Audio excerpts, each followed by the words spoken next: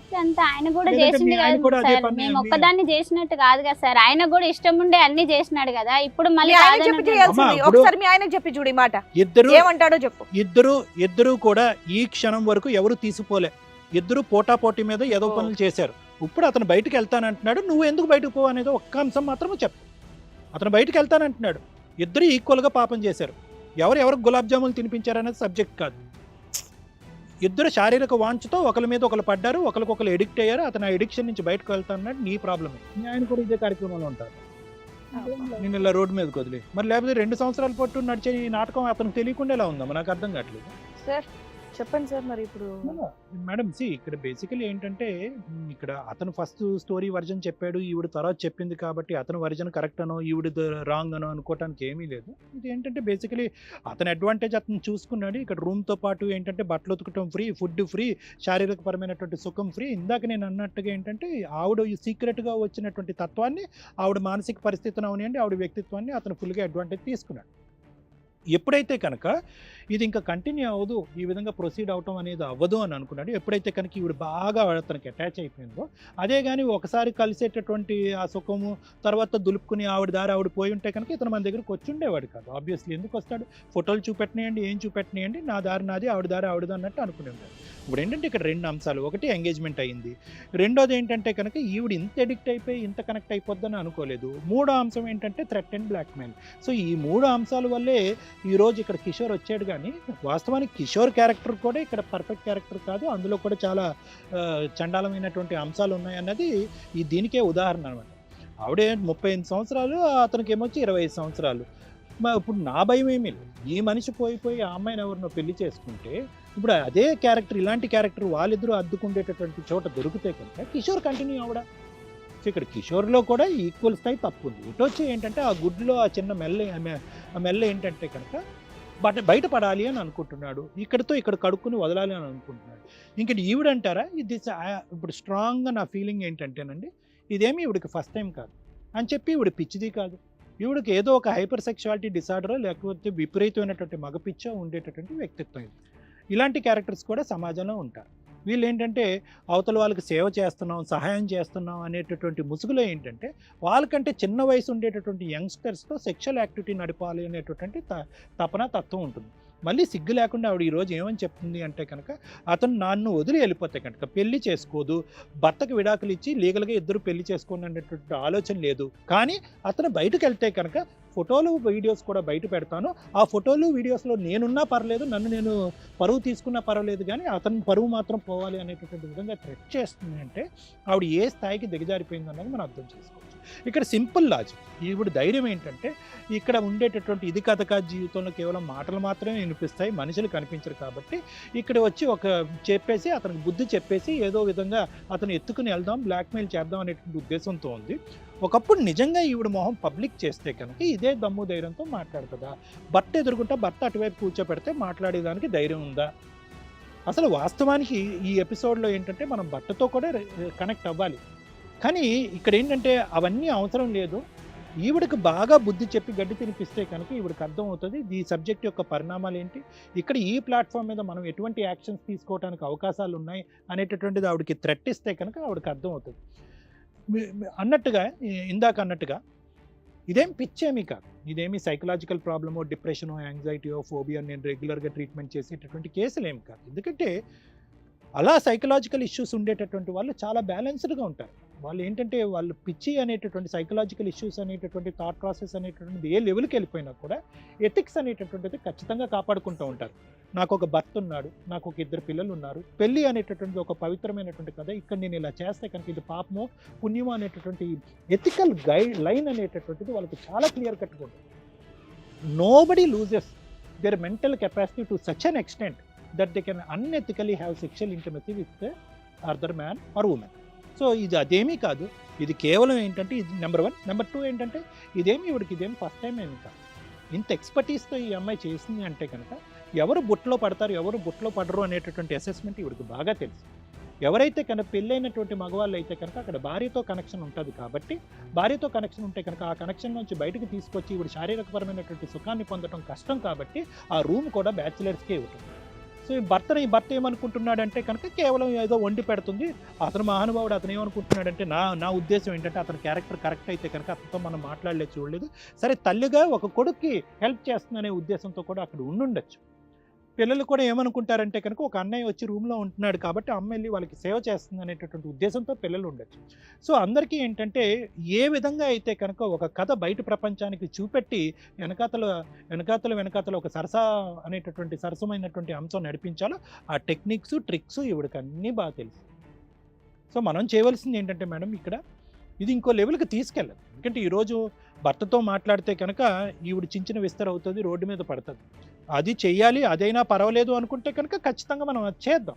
ఎందుకంటే అతను మానసికంగా ఇది అయిపోయి రేపొద్దున ఏంటంటే వీళ్ళిద్దరు సంసార జీవితం చెడిపోయి పిల్లలు రోడ్డును పడి ఈ పాపం అంతా మనకెందుకు, కానీ ఈవిడ కొద్ది బుద్ధి చెప్పి కొద్దిగా ఆలోచన శైలిని పెంపొందించి ఒక కౌన్సిలింగ్ అన్నది ఇప్పించి ఇక్కడ ఒకటైతే కనుక ఇక్కడ, లేదంటే కనుక మనం క్లినిక్ పరిధిలో చేసి వీళ్ళిద్దరి యొక్క ఈ ఇల్లీగల్ ఈ చండాలపు బాండ్ ఇక్కడితో ముగిస్తే కనుక మంచిది పిల్లలకు కానీ అతను కానీ అతని భార్యకి కానీ అందరికీ. మేడం రమ్య గారు, మేడం ఎక్కడైనా కానీ గబుక్కుని సెటిల్మెంట్లు అయితే కొన్ని వ్యవహారాలు ఎలాగ ఉంటాయంటే ఇవి కంటిన్యూ అవుతూనే ఉంటాయి. ఇంకా వీళ్ళని ఇంత ఈజీగా వదిలేయడం కరెక్ట్ కాదని నా ఉద్దేశం. ఎందుకంటే ఆవిడ 38 years మెచ్యూరిటీ లెవెల్స్ ఉన్నాయి. ఆవిడని నమ్ముకొని ఒక భర్త ఉన్నాడు, ఇంట్లో అన్నీ సెట్ చేసి రెంట్కి ఇచ్చుకోమని చెప్పి వెళ్తే ఆయన వచ్చేసరికి నంగనాచిలాగా కూర్చుంటుంది. ఈ బిట్వీన్ ఆవిడ చేయాల్సిన పనులన్నీ ఒక కుర్రాడిని పెట్టుకొని కంటిన్యూ చేసేస్తూ ఉంది. సో ఎక్కడైనా ఇప్పుడు ఈ అబ్బాయి జాబ్ పర్పస్ మీద వచ్చాడు, ఈ అబ్బాయి కాదు ఏ అబ్బాయి అన్నా వచ్చినా కూడా ఎలా ఉంటుందంటే ఆ ఏజ్కి సంబంధించి ఆ ఎమోషనల్గా వాళ్ళు కొంత బాండింగ్కి వెళ్తూ ఉంటారు. మేబీ వీళ్ళ ఏజ్తో మనం చూసుకుంటే కనుక అక్క అన్న ఒక ఫీలింగ్ కూడా రావచ్చు. కానీ అది ఎక్కడి వరకు ఒక లిమిట్స్, ఆ లీనియన్స్, ఫైనాన్షియల్గా ఇతను వీక్గా ఉండడం ఇవన్నీ ఎలా అయినాయి అంటే ఫ్రీగా ఫుడ్ పెడుతుంది, ఇంటికంటే కేరింగ్గా ఉంది, ఇతను వెనకాల తిరిగాడు అనేది తర్వాత విషయం. ఫస్ట్ విషయం మాట్లాడాలంటే ఆవిడ నాలెడ్జ్ ఏమైంది. ఆవిడని నమ్ముకుని ఒక పిల్లోడు పైన ఉన్నప్పుడు వాళ్ళ ఇంట్లో వాళ్ళు కూడా అటు మధ్యలో వచ్చి మాట్లాడుతూ ఉండొచ్చు. అయినా కూడా తను ఫిజికల్గా తనకున్న నీడ్స్ని కంట్రోల్ చేసుకోలేక భర్త దగ్గర లేవా అంటే ఏమ్మా మీ హస్బెండ్ మీతో ఫిజికల్గా సక్రమంగా ఉండరా? ప్రాబ్లం ఉంది. అతనికి విడాకులు ఇచ్చి ఇతను పెళ్లి చేసుకుంటావా? మేము చెంపలు పగలు కొట్టి పెళ్లి చేస్తాం మా ఇద్దరికి. ఎందుకు చేసుకో? ఏం చేద్దామని మరి అబ్బాయిని వాడేసావు నువ్వు? ఆయన కూడా సేమ్ ఉన్నాడు వాడాడు, అందుకే మీరు పెళ్లి చేస్తానంటున్నావు. మీరు సమాజంలో ఉండడానికి పనికిరారు కదా. ఒక ఓనరు టెనెంట్ అనే రిలేషన్ ఎక్కడుంది ఇక్కడ? మీ ఇష్టం వచ్చినట్టు అక్రమ సంబంధాలు పెట్టుకుంటారు, పెళ్లిళ్ళు చేసుకోరా? ఇప్పుడు అమ్మాయి ఎవరో అన్యాయం అవుతుందిగా, ఎవరో పెళ్లి చేసుకోవడానికి వెళ్తున్నాడు ఫ్రెష్ క్యాండిడేట్ లాగా. నువ్వేమో ఇంట్లో ఆల్రెడీ పతివ్రత కూర్చుంటున్నావు. మీరు చేయాల్సిన పనులు వెనకాల చేసేయండి. ఏ ఉద్దేశంతో అబ్బాయితో ఫిజికల్ గా కమిట్ అయ్యావు నువ్వు? అంటే నీకు భర్త ఫోటో ఫ్రేమ్ కమో భర్త కావాలి, ఎంజాయ్మెంట్ కమో కుర్రాడు కావాలా? అతనికి ఇష్టమా లేదని మేడం అడగట్లేదు. నీ సంగతి ఏంటని అడుగుతున్నా. అతని సంగతి అతనికి ఇచ్చే బూస్ట్ అతనికి ఇస్తాం ఎనర్జీ కోసం. నువ్వు చెప్పు, ఇప్పుడు ఏదో తేల్చాలి కదా. మేము ఏమనుకుంటావు? నువ్వు ఇందాక ఏం మాట్లాడావో తెలుసా? అతను కనుక నాతో ఉండకపోతే సీడీలు వీడియోలు బయటకు చూపిస్తానండి అంటావా? చూపించు. ఆ సెక్షన్ ఏంటో తెలుసా? సైబర్ క్రైమ్లో తీసుకెళ్ళి ఇప్పుడు నీకు పోలీసులు ఫోన్ చేస్తే అసలు భాగవతం బయటపడుతుంది. లోపల తీసుకెళ్ళి ఉతుకుతారు దెబ్బకి నిన్ను. అది ఎవరు చేసినా రాంగే. లీగల్గా నీ ఇష్టం వచ్చినట్టు నేను ఒక్కదాన్నేనండి లేడీస్ చేస్తే లేడీస్ విక్టిమ్ కార్డుతో మమ్మల్ని ఏమో అనరు కదా. నన్ను వాడేసుకున్నాడు, రేప్ చేసేసాడని అతను న్యూడ్ ఫోటోలు పెడతావా నువ్వు? ఫోటోలు తీసిన వాళ్ళు ఎవరు అప్పుడు? ఆ రోజు ఏమైంది నీ కంప్లైంట్? చెప్పాలి నువ్వు. ఇప్పుడు మీ ఆయన్ని వదిలేసి ఇతన్ని పెళ్లి చేసుకుంటావా చేసుకోవా? మీ ఆయన్ని పక్కన పడేసి పక్కలో పడుకుంటావు, మీ ఆయన్ని వదిలేసి పెళ్లి చేసుకోవా? పెళ్లికి అంత ఇంపార్టెన్సీ ఉందా నీ దృష్టిలో? నీకు భర్త కావాలి, అతనికి భార్య వద్దా? అతను కూడా పెళ్లి చేసుకుంటాడు. మీ ఇద్దరు నాతోనే ఉంటా అన్నాడు కదా ఫస్ట్ నుంచి. నువ్వెలా నమ్మావు? నీ బుద్ధి ఏమైంది? మేము ఇందాక పిచ్చి అన్నది నువ్వు సైకలాజికల్ ప్రాబ్లం ఉంది అని కాదు, దానికి ఇంకో మీనింగ్ ఉంది. ఆ పదాలు మేము వాడలేము. నువ్వు ఇక నీతోనే ఉంటా, నాకు ఇంకా పెళ్లి చేసుకోను, నాకు ఇంకేం వద్దు అని చెప్పింది కదా. నమ్మావమ్మా? నువ్వెలా నమ్మావు? నీ నాలెడ్జ్ ఏమైందని అడుగుతున్నావు. చిన్న పిల్ల కదా నమ్మేసి. లీగల్ గా నీ నాలెడ్జ్ ఏమైంది? నువ్వు బ్లాక్ మెయిల్ చేస్తే బ్లాక్ మెయిల్ పడిపోతాడు అనుకున్నావా? నీకు అన్ని సేఫ్ గా కావాలి, ఆ అబ్బాయికి ఏం అవసరం లేదా? అతను కూడా పెళ్లి చేసుకుంటాడు, పైకే వచ్చి ఉంటాడు, ఇద్దరు ఉండండి. నేను 2 ఆప్షన్స్ ఇస్తున్నా. ఒకటి, మీ ఆయనకి డైవర్స్ ఇచ్చి ఇతను పెళ్లి చేసుకోవు. అతను పెళ్లి చేసుకుంటాడు, ఇద్దరు కలిపి ఇప్పుడు ఎట్లా నడిపిస్తున్నారు, దుకాణం అట్లా నడిపించండి, మీ ఆయనకి చెప్తాము, అబ్బాయి చేసుకునే అమ్మాయికి చెప్తాం, వాళ్ళిద్దరూ కరెక్ట్గా మీ ఇద్దరిని ఎట్లా వాయించాలో అలా వాయిస్తారు. ఈ పని ఒప్పుకోవట్లా, నీ ఇష్టం వచ్చినట్టు సమాజంలో పడి తిరిగేద్దాం అనుకుంటున్నావా? మేము పిచ్చా అన్నది నిన్ను కాదమ్మా, నీకున్న ఆలోచన విధానం, నీకున్న కొవ్వుని, ఆ పదాలు, కొన్ని పదాలు ఉంటాయి దానికి, మీరిద్దరు చేసిన పనికి అవి మేము ఈ స్టేజ్ మీద వాడలేక జనరల్ వర్డ్ ఒకటి అన్నాం అంతే. అర్థమవుతుంది. వాళ్ళ ఆయన చెప్పాలేమో అడగండి మేడం ఒకసారి, వాళ్ళ ఆయన ఏమంటాడో ఒకసారి మాట్లాడితే అప్పుడు ఆయన అంటే అసలు ఈవిడ యాక్చువల్గా ఇందాక మీరు అన్నట్లు ఇదేదో చీకట్లో ఉంది కాబట్టి నన్ను ఎవరు ఐడెంటిఫై చేయరు అనుకుంటుంది. మేము ఆల్రెడీ తీయాల్సిన ఫొటోస్ తీసే ఉంచుతాంగా. నువ్వు ఈ రోజు ఈ స్టేజ్ మీద నువ్వు ఒప్పుకోకపోతే ఇద్దరూ తప్పే, ఇద్దరికి పర్ఫెక్ట్ పనిష్మెంట్ పడాలి. మీ అదృష్టం బాగుండి ఇక్కడికి వచ్చారు. మీకున్న ఒకే ఒక ఆప్షన్ ఏంటో తెలుసా? ఆ ఫొటోస్ అన్నీ డిలీట్ చేసి నువ్వు ఇప్పటిదాకా ఎంజాయ్ చేసిన దానికి సంతోషపడటం. ఇతను కూడా అంతే, ఇప్పటిదాకా ఎంజాయ్ చేసినందుకు సంతోషపడి అమ్మయ్య వదిలిపోయిందని చెప్పి ఆయన వెళ్ళటం. ఇన్ కేసు మీరు ఇద్దరు ఇలా ఒప్పుకోలేదనుకో, మీ ప్రాబ్లం సాల్వ్ చేయడానికి ఇతనికి ఎంగేజ్మెంట్ అయిన అమ్మాయికి ఫోన్ చేస్తాం, ఇతని భాగవతం ఎలాంటిది అని మీ ఆయనకి ఫోన్ చేసి మీ ఆయనకి ఆల్రెడీ ఎవిడెన్స్తో సహా ఇస్తాం నీ క్యారెక్టర్ ఏంటి అని. వద్దులే మేడం, డిలీట్ చేసేస్తాను. ఆమె బ్లాక్ మెయిల్ చేసింది మేడం నన్ను. నాకు తెలియకుండా తీసి మిస్టేక్ చేసావు, ఆవిడ బ్లాక్ మెయిల్ చేసింది. మాకేం అవసరం ఇక్కడ సెటిల్ చేయడానికి? నాకు మందు పెట్టి మళ్ళీ బ్లాక్ మెయిల్ చేసింది మేడం. అది ఇద్దరు కలిపే తిన్నారు కదా. నాకు తెలియకుండా పెట్టింది మేడం. ఫస్ట్ నుంచి నీ ఎపిసోడ్ స్టార్ట్ అయిన దగ్గర నుంచి నీతో మాట్లాడుతున్నావు. నీ వయసు ఎంత, నీ కొవ్వేంటి, నువ్వు చేసుకున్న పనేంటి, నీకు పెళ్ళెందుకయ్యా? ఆల్రెడీ ఆవిడకి మాట ఇచ్చావు కదా. ఆవిడకి చెప్పాల్సిన బుద్ధి చెప్పాము, ఆవిడకి బుద్ధి వచ్చింది, నీకు బుద్ధి రాదు. ఎందుకంటే నీ ఏజ్ అలాంటిది. నీకు ఇప్పుడు ఈ స్టేజ్ మీద మేము సెటిల్ చేసామనుకో, మీ ఇద్దరికి ఎలా ఉంటుందో తెలుసా? నువ్వు ఫ్రీ అయిపోతావు లీగల్గా. అమ్మయ్య ఏ ఆంటీనన్నా నేను వాడేయొచ్చి, ఎవడు నన్ను పట్టుకోడు. ఏదో టీవీ షో కనిపించకపోద్దా అక్కడికి వెళ్ళి బతులాడేస్తే సెటిల్మెంట్ చేస్తారు. ఆ అమ్మాయి ఫోన్ నెంబర్ నీ ఎంగేజ్మెంట్ అయిన అమ్మాయికి చెప్తాము, ఆ అమ్మాయికి తెలియాలిగా. నీలాంటి వాడిని మేము బయటకు వదిలేస్తే ఆ అమ్మాయి ఏమనుకుంటుంది, అబ్బా మా ఆయన చాలా మంచోడు అనుకుంటుంది, నువ్వు మళ్ళీ ఇంకో ఆంటీతో పడతావు, ఆ పిల్ల ఇంట్లో కూర్చొని ఉంటుంది. అప్పుడు మేము అన్యాయం చేసిన వాళ్ళం అవుతాంగా.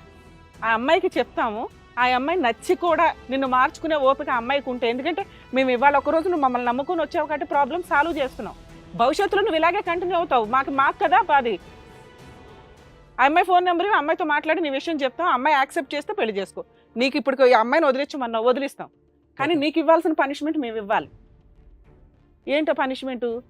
ఆ అమ్మాయికి ఫోన్ చేసి మేము చెప్తాము, ఆవిడకి నచ్చి ఓకేనండి ఇక నుంచి అతను అట్లా చేయడు, నేను మార్చుకుంటానండి, నాకు ఇష్టమేనండి అంటే మీరిద్దరూ పెళ్లి చేసుకుందరు. కానీ ఇది కరెక్ట్ పొజిషన్ మేడం. ఎందుకంటే వీళ్ళందరికీ ఎట్లా ఉంటుందంటే, భవిష్యత్తులో బయటికి వెళ్ళిపోయే సమాజం నుంచి ఇంకా ఓకే, ఏ ప్రాబ్లం వచ్చినా ఎవరొకరు సాల్వ్ చేసేస్తున్నారు కదా, సెటిల్మెంట్ చేస్తున్నారు కదా, ఇలాగే ప్రొసీడ్ అవుదాంలే అని చెప్పి వాళ్ళు అనుకుంటా ఉంటే ఆ అమ్మాయికి అన్యాయం చేసిన వాళ్ళు అవుతాంగా.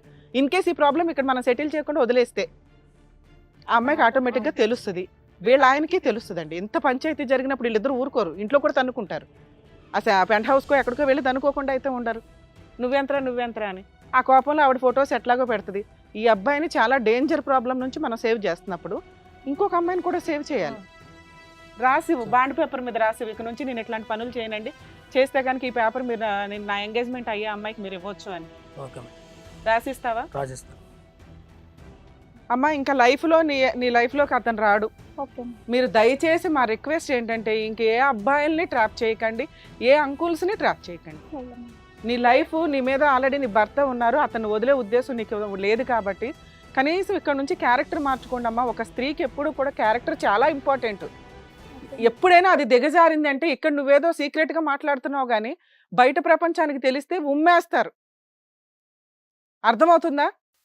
జాగ్రత్తగా ఉండండి అమ్మా. ఇక నుంచి మీరు ఆ ఫోన్ ఇవ్వండి, మా సాఫ్ట్వేర్ వాళ్ళు మొత్తం అవన్నీ డిలీట్ చేసి ఇస్తారు. బెటర్ మేడం, ఇంక ఇది ఆప్షన్. అమ్మాయికి ఎంతో లెటర్ రాయిద్దాము, మొత్తం ఫొటోస్ డిలీట్ చేసి ఆవిడ చేత కూడా లెటర్ రాయిద్దాం.